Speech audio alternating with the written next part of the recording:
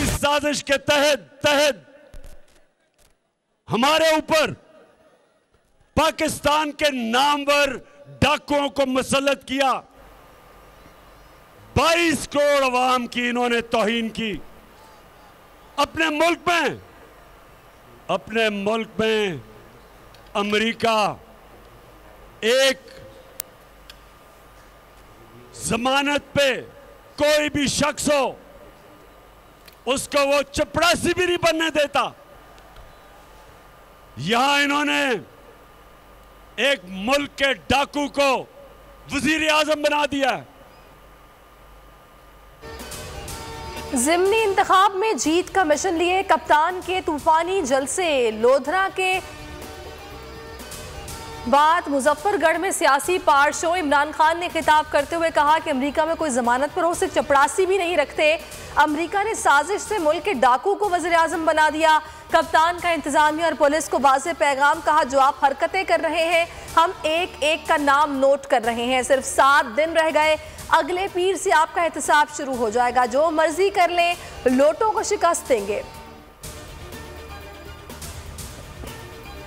जब बारिश होती है आज तक ये जरदारी और इसके जो चोरों का टोला है, इन्होंने कभी नहीं सोचा कि हम बारिश की कोई तैयारी करें। कराची जिसको सारी मुल्क को उठा देना चाहिए, उसके हालात आज देख ले। कराची में बारिशों से तबाही। इमरान खान ने जरदारी और सिंध सरकार को आड़े हाथों ले लिया। कहा शहर खंडर बन गया है। इन्होंने कभी नहीं सोचा कराची में बारिश के पानी की निकासी के लिए कुछ करना है। सिंध में जरदारी 14 साल से हुकूमत कर रहा है। जब तक जरदारी डाकू सिंध पर काबिज है, सूबा आगे नहीं बढ़ सकता। सिंध का पैसा चोरी होकर दुबई जाता है।